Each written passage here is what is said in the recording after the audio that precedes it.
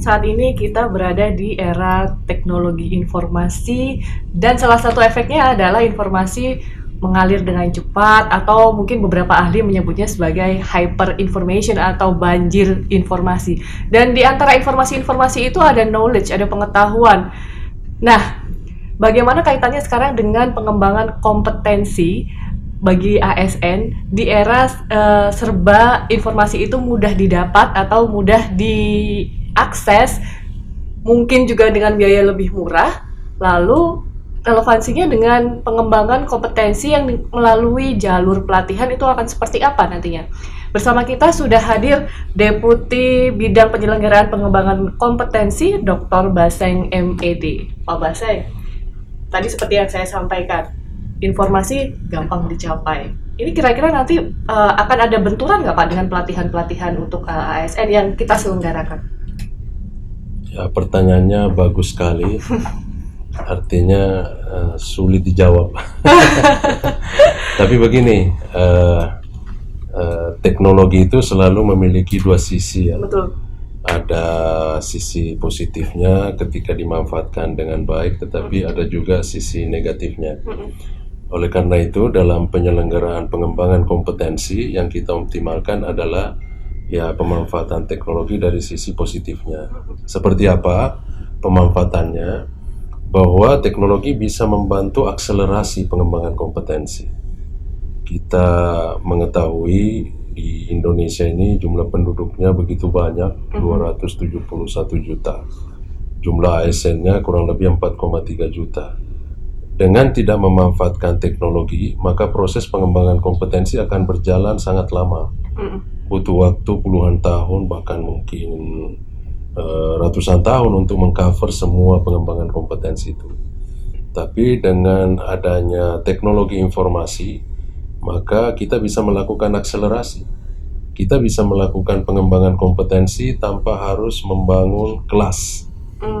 Kita bisa melakukan pengembangan kompetensi tanpa banyak melibatkan tenaga pengajar atau bidaiswara.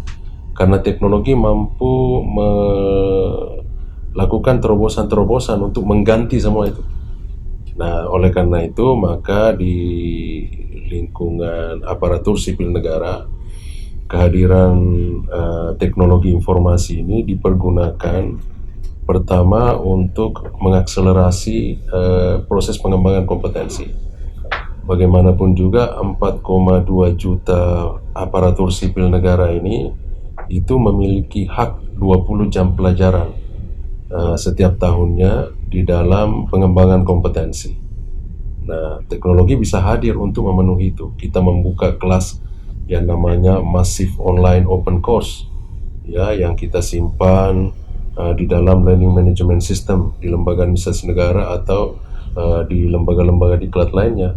Maka ASN bisa mengembangkan kompetensinya anytime, meskipun berada di kendaraan, berada di luar kantornya, tapi dia bisa mengembangkan kompetensinya, dan juga mereka bisa mengembangkan kompetensinya anywhere, ya, kapan saja, ya, sehingga itu bisa kita lakukan akselerasi, karena ASN bisa belajar ya di mana saja, ya, dan kapan saja, ya. Ini kalau Bapak kan selama ini berkecimpung memang di dunia penyelenggaraan pengembangan kompetensi. Dari pengamatan yang Bapak lihat saat ini gitu kan, terlepas dari memang pelatihan-pelatihan yang bersifat wajib ya Bapak ya untuk diikutin, bagaimanakah sebenarnya respon para peserta atau antusiasme para peserta, keinginan mereka untuk engage dalam pelatihan-pelatihan yang mereka ikuti, Pak? Ya, ini perlu dibahas terlebih dahulu mengenai kebutuhan si peserta pelatihan itu.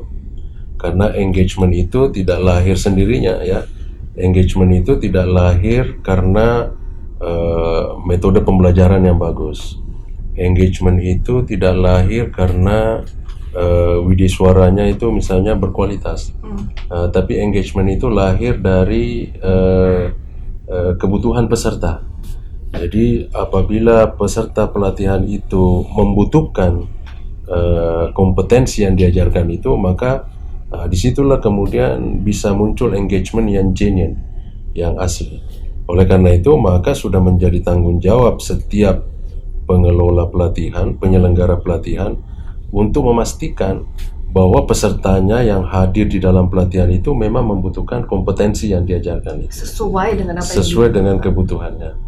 Nah, di lembaga administrasi negara itu sudah diatur ya, di dalam peraturan tentang pengembangan kompetensi. Ada yang namanya penyusunan kebutuhan pengembangan kompetensi, terus kemudian pelaksanaan pengembangan kompetensi. Jadi pengembangan kompetensi memang harus diawali dengan need assessment.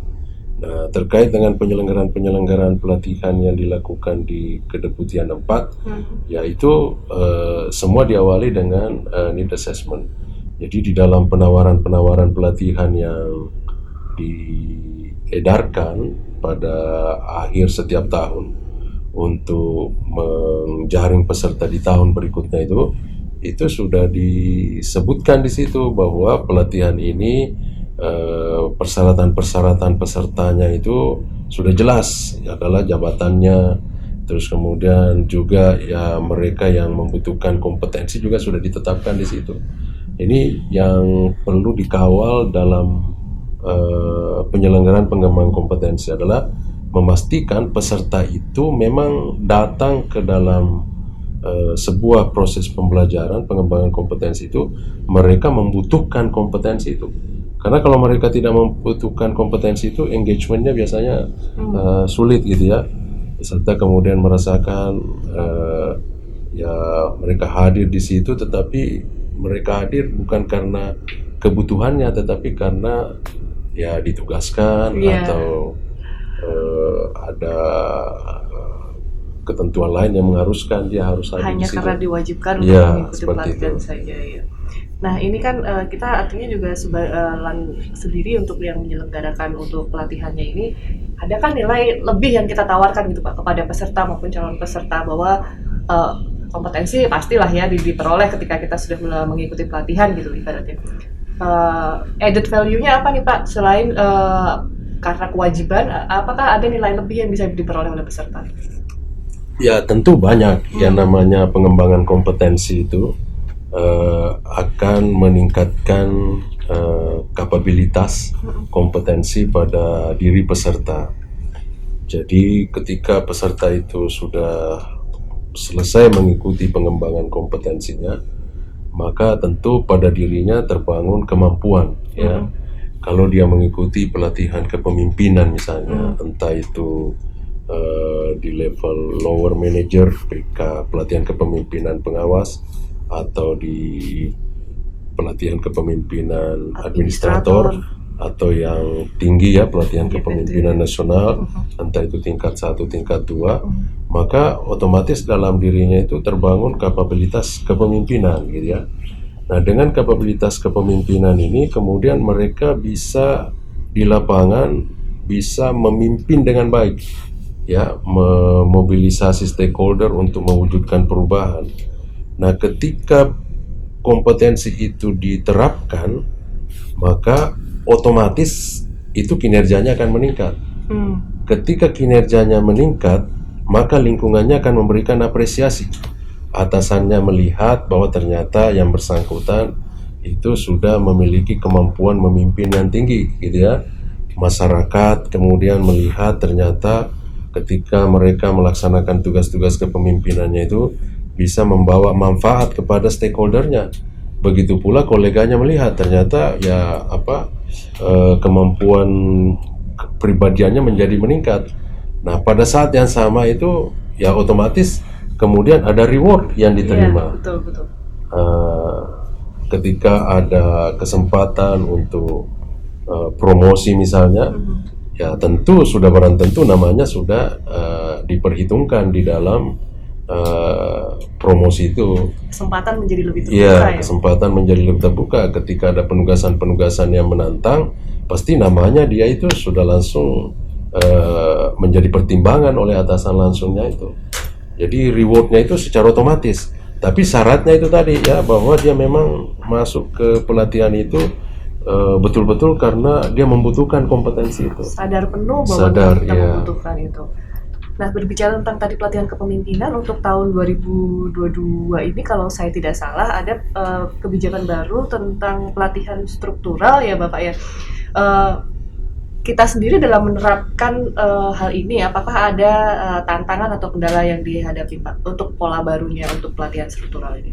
Ya, memang betul pertengahan tahun 2022 itu terbit Peraturan Lembaga Administrasi Negara nomor 5 dan 6 tentang penyelenggaraan pelatihan struktural kepemimpinan. Yang di dalamnya itu ada perubahan-perubahan tentu, baik perubahan dari sisi substansi kompetensi yang ingin dibangun, termasuk perubahan-perubahan dari sisi delivery-nya. Dari sisi substansi kompetensi, yaitu ada beberapa penajaman-penajaman. Sebagai contoh bahwa kalau dulu itu fokus pada kemampuan melakukan perubahan saja, tetapi pada yang terbaru ini, kepemimpinan pola baru ini, itu peserta sudah diarahkan juga untuk mewujudkan kompetensi-kompetensi tambahan seperti mengembangkan orang lain. Mengembangkan orang lain. Jadi jangan sampai peserta itu hanya sibuk mengembangkan dirinya gitu ya, tetapi tanggung jawab seorang pemimpin juga harus develop others, mengembangkan orang lain, karena pemimpin yang bagus itu juga harus menciptakan pemimpin-pemimpin baru, kaderisasi. Nah, ini penambahan substansi yang memerlukan antisipasi, karena para peserta itu ya biasanya kalau mengikuti pelatihan kepemimpinan biasa fokus pada dirinya saja ya. Ini yang saya mau kembangkan diri saya, tetapi dalam pelatihan ini ya sudah ditambahkan satu penekanan bagaimana dia mengembangkan juga orang lain. Nah, itu dari sisi substansi. Lalu kemudian dari sisi delivery ada kebaruan ya, karena sudah menggunakan teknologi informasi seperti yang disampaikan di awal itu, sudah menggunakan masif online open course ya, maka tentu tantangannya adalah ada habit-habit baru, kebiasaan-kebiasaan baru yang harus dibangun kembali, diperankan oleh peserta itu ya. Kalau yang dulunya mereka itu terbiasa kalau mengikuti pengembangan kompetensi itu dibantu ya, dalam arti kata dia diajar oleh ada Wideswara. Nah, sekarang tanggung jawab untuk pengembangan kompetensi diserahkan sepenuhnya kepada mereka, karena dengan belajar online yaitu dia harus bisa mengambil keputusan kapan dia mau belajar dan di mana dia mau belajar. Nah, ini habits baru ini yang merupakan tantangan, karena ya kebanyakan pegawai kita masih terbiasa dengan cara-cara lama yang klasikal itu. Nah, melakukan shifting ya yang drastis itu ya itu perlu waktu, tapi bukan berarti tidak bisa. Ya, lama-kelamaan mereka akan terbiasa, disiplin ya, mereka bertanggung jawab atas waktu belajarnya, cara belajarnya. Nah, itu saya kira memang perlu waktu. Kalau dari sisi penyelenggara Bapak seperti tadi kesiapan Widyaiswara dan sebagainya dengan pola-pola baru ini tidak ada kendala yang berarti atau seperti apa? Ya, namanya juga perubahan ya, tentu ada masa-masa di mana para penyelenggara Widyaiswara itu agak gagap sedikit ya, karena ada perubahan cara kerja, tetapi sebelum-sebelumnya juga memang sudah diterapkan ya untuk pembelajaran online itu, walaupun belum sepenuhnya istilahnya itu mandiri ya, self learning. Dulu pembelajaran online-nya masih menggunakan namanya itu sinkronus, artinya ya dengan aplikasi Zoom ya, ada pengajar terus kemudian ada peserta, sehingga masih bisa diatur gitu ya, masih bisa dikontrol. Tetapi di sistem yang baru ini ada waktu di mana peserta itu memang betul-betul mandiri ya, dituntut untuk bisa memanajemen diri sendiri ya, seperti itu. Nah, ini yang memerlukan habits baru ya, penyesuaian ya, termasuk tentu di penyelenggara. Ketika misalnya peserta itu masuk pada tahap belajar mandiri itu Ya Wideswara juga tenaga penyelenggara juga harus menyesuaikan dirinya. Bagaimana mereka memonitor ya para peserta itu, apakah mereka bisa masuk sistem, apa ada kendala teknologi sehingga tidak bisa masuk sistem. Nah itu yang perlu dikawal terus. Jadi menurut saya pekerjaannya sebenarnya tidak malah lebih mudah, tetapi malah lebih banyak gitu ya. Tantangannya lebih banyak karena harus memastikan ya bahwa orang itu betul-betul masuk dalam sistem dan belajar di situ dalamnya. ini tadi kita bicara-bicara tentang pelatihan kepemimpinan, itu biasanya memang erat kaitannya dengan yang namanya proyek perubahan ya Pak ya. Ya.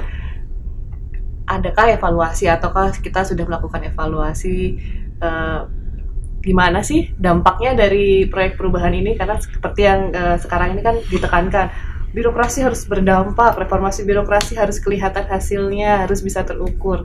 Nah untuk proyek perubahan sendiri nih Pak, gimana, apakah sudah terlihat nih Pak progresnya dari Ya. yang sudah berlangsung? Ya kalau dampaknya itu saya kira sudah banyak kita rasakan ya. Ya ada sejumlah proyek-proyek perubahan itu. Yang pertama sudah berhasil memenangkan perlombaan-perlombaan ya, entah itu di tingkat internasional ya atau di tingkat nasional ya. Perlombaan-perlombaan pelayanan publik itu kemudian sudah bisa mendapatkan penghargaan di situ. Dari sisi kemanfaatan di masyarakat, ya bisa kita katakan bahwa ada sejumlah proyek-proyek perubahan itu di berbagai kementerian, lembaga, bahkan di lingkungan Polri itu yang sudah menghasilkan dampak-dampak. Di sini saya tidak menyebutkan satu persatu karena tentu banyak ya, sekali ya Pak. banyak sekali. Tetapi pertanyaannya menarik, apakah ada mekanisme untuk melakukan monitoring? Ya tentu ada, sebagai sebuah instansi yang menyelenggarakan pelatihan, tentu kita tidak sekedar berhenti di penyelenggaraan. Betul. Ya tentu kita bertanggung jawab juga ya untuk memastikan apakah penyelenggaraan pengembangan kompetensi yang sudah kita lakukan itu berdampak ya pada masyarakat. Nah oleh karena itu ada 3 tingkatan yang kita pastikan di dalam penyelenggaraan ini. Yang pertama, untuk memastikan ada dampaknya ya, kita harus memastikan bahwa peserta selama pelatihan itu memang engagementnya tinggi gitu ya, sehingga kualitas proyek perubahannya itu bagus ya, karena dia engage betul-betul, dia all out di dalam pada waktu masa pelatihan itu harus kita pastikan. Kalau ada peserta yang sudah ogah-ogahan di dalam pelatihan itu, nah peserta yang seperti ini yang sulit kita bisa prediksi akan berdampak nanti. Jadi itu kita harus pastikan proses pembelajaran bekerja dengan baik. Lalu kemudian yang kedua, itu kita perlu pastikan juga bahwa setelah mereka selesai itu terjadi perubahan perilaku. Yang dulunya tidak bisa memimpin dengan baik, ya tidak bisa menjadi teladan, tidak bisa mengelola dirinya. Nah setelah pelatihan ini itu harus dimonitor apakah terjadi perubahan perilaku ya. Nah ini yang perlu kita lakukan. Nah untuk melakukan ini ya kita ada instrumen ya, kan ada unit yang bertanggung jawab untuk menangani alumni ya. Jadi mereka inilah kemudian yang melakukan kegiatan-kegiatan seperti tracer study, evaluasi pasca pelatihan ya, termasuk kemudian melibatkan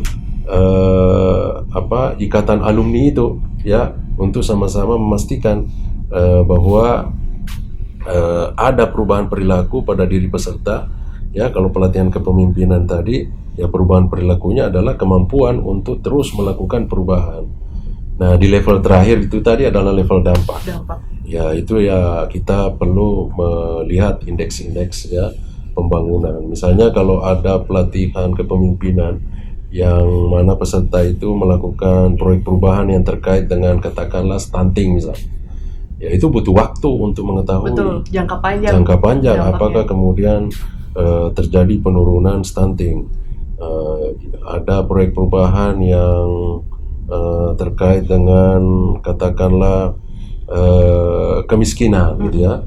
Nah, itu butuh waktu memang, sehingga di dalam mengukur dampak ini dari penyelenggara tidak bisa sendiri, ya, tidak bisa sendiri, harus berkolaborasi dengan berbagai instansi.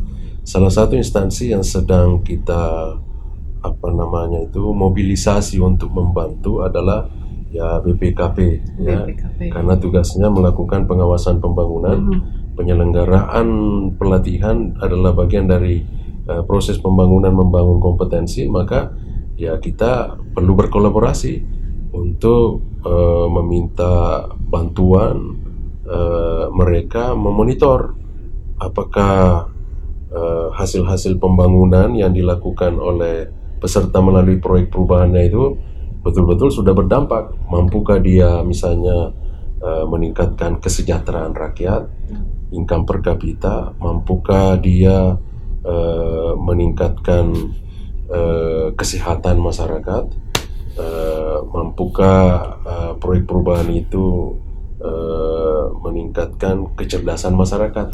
Nah, ini perlu instansi lain untuk yang perlu kita mobilisasi untuk mengetahui itu. Artinya berarti kan bahwa penyelenggaraan pelatihan, penyelenggaraan pengembangan kompetensi itu bukan hanya sekedar dilaksanakan dan kemudian selesai, ada proses panjang yang menyertainya ya Bapak. Nah, ini tadi pelatihan kepemimpinan, sekarang kita ke pelatihan bagi pelatihan dasar untuk teman-teman di CPNS. Nah, ini kan kita istilahnya di kurikulumnya sekarang sudah berakhlak, mengadopsi core values berakhlak, gitu, Pak. Bagaimana kita memastikan untuk internalisasi dari berakhlak ini ke teman-teman kita yang baru menapaki dunia birokrasi, Pak? Ya, kalau dari sisi pengembangan kompetensi, saya kira core values berakhlak itu sudah diadres di dalam pelatihan dasar ya. Betul, pelatihan dasar. Dulu nilai dasar aneka dulu itu ya, secara cepat lembaga administrasi negara melakukan antisipasi, lalu kemudian diganti dengan berakhlak. Nah, sehingga saya tidak ada kekhawatiran ya untuk kawan-kawan CPNS ini dalam memahami core values berakhlak itu tadi. Mereka itu sudah terekspos cukup intensif ya pada saat latsar. Nah, modal awal istilahnya ini Pak untuk mereka selanjutnya berkarir di birokrasi kan ya Pak ya? Iya, namanya core values itu merupakan penuntun ya di dalam kita berperilaku sebagai ASN. Ya, harus ada value yang menggait perilakunya. Nah, kita punya berakhlak yang sudah sangat lengkap ya. Di situ menempatkan publik ya, masyarakat itu sebagai penerima manfaat dari setiap kegiatan-kegiatan pemerintah. Nah, oleh karena itu ya tinggal bagaimana core values ini tidak diterima dalam sebatas pemahaman saja. Bukan hanya konsep tapi bisa aplikatif ya Pak. Tapi bagaimana caranya untuk mengaplikasikan itu secara real. Sebagai contoh, salah satu nilai misalnya adalah kompeten di dalamnya kan. Nah, ini jangan cuma dipahami bahwa kompeten, tetapi cara untuk menjadi kompeten itu harus dipraktekkan ya, dengan cara ya mengikuti pengembangan kompetensi sesuai dengan kebutuhannya itu. Setiap ASN ya paling tidak itu harus mengikuti pengembangan kompetensi 20 CP di dalam setiap tahunnya. Nah, ini yang paling sederhana. Kalau dia melakukan itu berarti dia sudah mewujudkan core values kompeten itu tadi ya.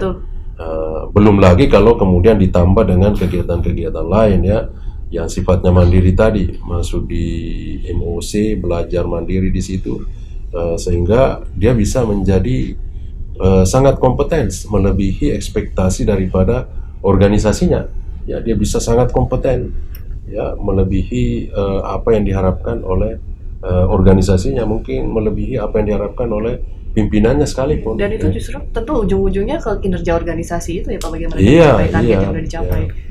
Makanya ya kalau kita berbicara mengenai kinerja organisasi ya kita harus siap-siap bahwa ya jangan dibatasi sampai 100% saja kinerjanya. Organisasi perlu membuka peluang agar ya itu tadi pegawainya yang lebih kompeten bisa memiliki kinerja melebihi daripada target kinerja yang maksimal itu. Nah, Bisa ini lebih kan tinggi lagi. tahun 2022 ini kita sudah melaksanakan ada konsep baru yang ditawarkan oleh LAN, ya ini ASN Talent Academy ya Bapak ya. Dan kemarin kalau saya tidak salah sudah menyelenggarakan beberapa webinar series, itu termasuk dalam program unbundlingnya ya Bapak. Iya. Nah, bisa mungkin diceritakan sedikit Bapak untuk tentang ASN Talent Academy ini? Konsep ASN Talent Academy itu adalah diperuntukkan bagi ASN milenial sebenarnya. ASN milenial. ASN milenial yang memiliki karakteristik belajar khas gitu ya, yang berbeda dengan generasi-generasi sebelumnya yang lebih konvensional, lebih tertata gitu ya. Tetapi generasi ASN milenial kita kan merupakan generasi yang memiliki karakteristik tersendiri ya. Misalnya tidak betah belajar lama-lama di kelas gitu ya. Mereka melek digitalnya sangat tinggi. Nah, termasuk salah satu karakteristik milenial itu ya, mereka ingin fast track ya.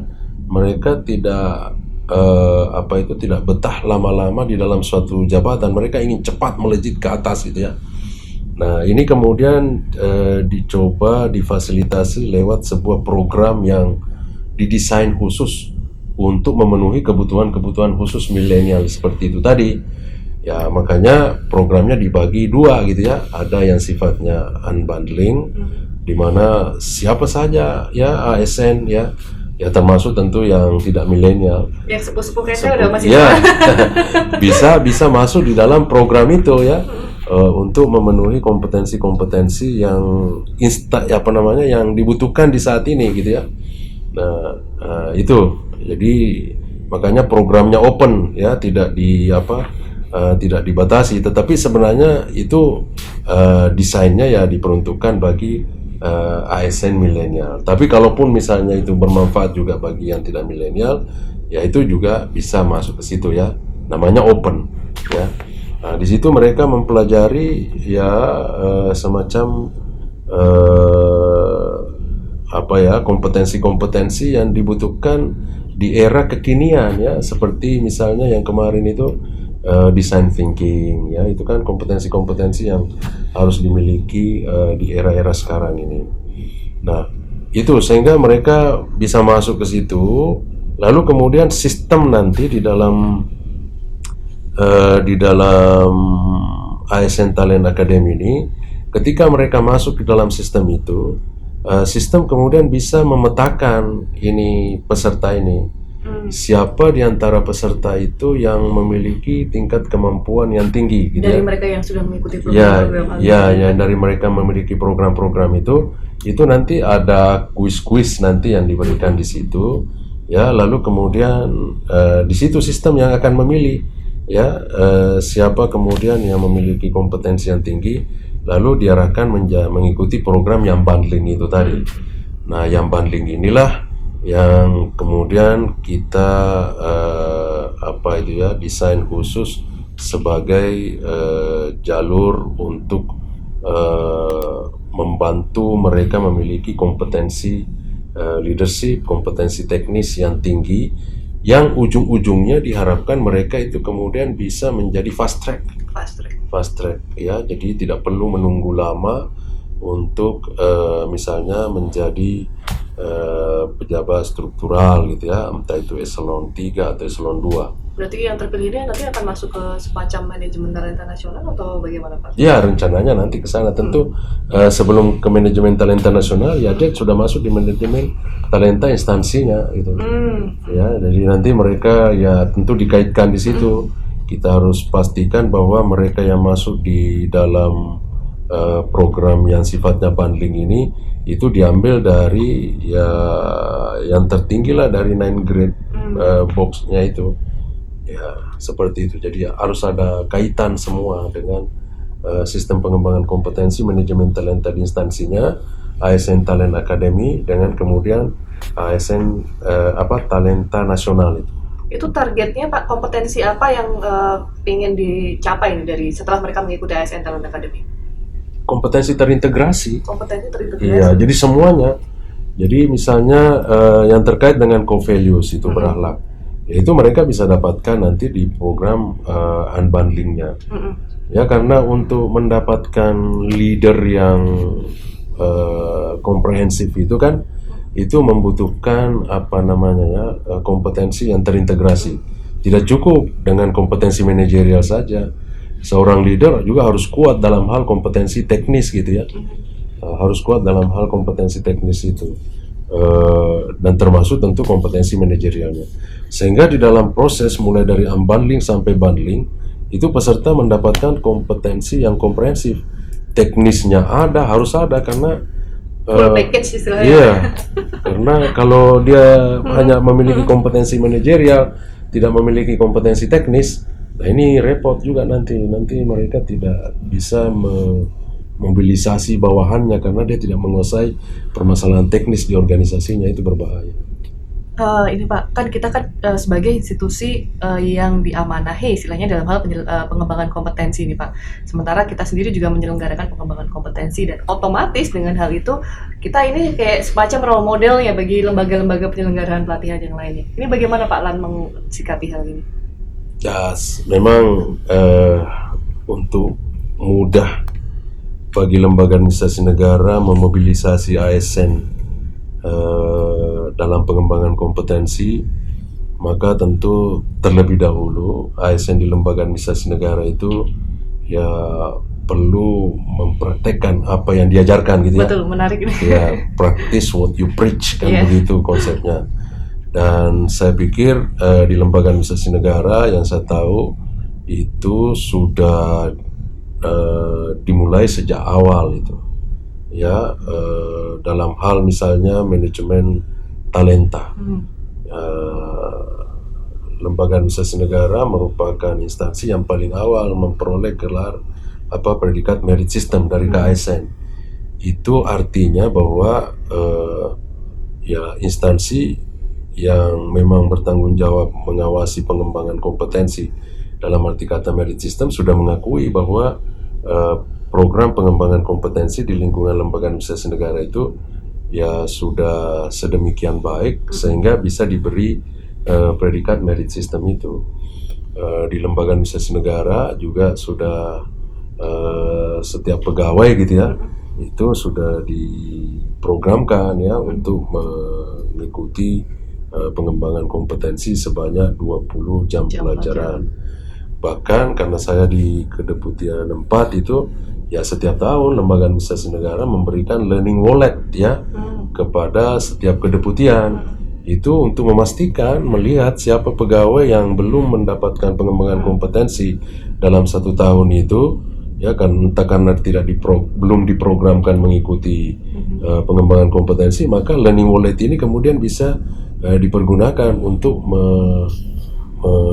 istilahnya menolong gitu ya, membail out mereka yang tidak kelihatan di dalam proses pengembangan kompetensi, sehingga di akhir tahun ya bisa dipastikan ya semua pegawai mengikuti pengembangan kompetensi. Dan ini tidak hanya terjadi di pegawai seluruh lapisan ya. Saya sendiri tahun ini ya cukuplah kalau dihitung-hitung 20 JP itu, bahkan lebih untuk pengembangan kompetensi gitu. Ini terakhir ini Pak, namanya belajar itu kan nggak akan pernah berhenti nih, prosesnya akan terus-menerus berlangsung ya selama kita hidup. Kira-kira Pak, untuk tahap kedepannya, target apa yang masih ingin dicapai dari Kedeputian 4, apa yang ingin dilakukan di Kedeputian 4 di tahun mendatang, di 2023 ini? Ya, saya kira target kita mengikuti arahan Bapak Presiden. Betul. Yaitu bagaimana kita menghasilkan alumni-alumni, entah itu pelatihan kepemimpinan, pelatihan teknis, fungsional, sosial, kultural, yang bisa menghasilkan alumni yang ketika bekerja bisa menghasilkan sesuatu yang berdampak. Nah, ini yang perlu kita programkan dengan baik tahun 2023 ke depan.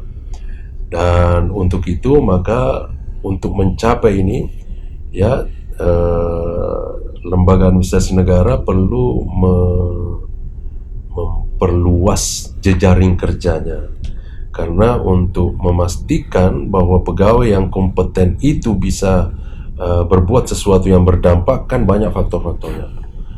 Ada alumni kita sebenarnya sudah kompeten, tetapi ketika mereka mau mewujudkan kompetensinya, dia terkendala. Di kantornya belum tersedia anggaran misalnya untuk mewujudkan kompetensi itu. Di kantornya misalnya tidak terakomodir, ya, kurang dukungan pimpinan. Nah, oleh karena itu lembaga administrasi negara perlu lebih ke depannya, ya, perlu melibatkan banyak pihak, ya, untuk memastikan bahwa penghalang-penghalang, hambatan-hambatan yang bisa terjadi bagi peserta di dalam menerapkan mewujudkan kompetensinya itu, ini bisa kita tiadakan. Ya, ketika peserta sudah kompeten, mau mengembangkan kompetensi, mau mewujudkan kompetensinya, menghasilkan sesuatu yang berdampak, anggaran tersedia ketika mereka mau melaksanakan. Dukungan pimpinan itu didapatkan ketika mau melaksanakan. Nah, ini saya kira yang perlu kita perkuat ke depan, tanpa mengurangi kualitas penyelenggaraan di dalam. Jadi sambil jalan, semuanya harus bisa tercover dengan bersama-sama, serempak, sehingga ya arahan Bapak Presiden itu kemudian bisa kita wujudkan. Pak Baseng, terima kasih banyak atas waktunya, kesediaannya untuk ngobrol bareng, ngomongin birokrasi ala-alan kali ini. Dan kawanlan, saya akan menutup obrolan kita kali ini dengan pantun, ya. Burung kenari burung nuri terbang tinggi di atas pohon. Mau ngobrol tentang birokrasi? Jangan lupa mampir di obrolan. Sampai jumpa.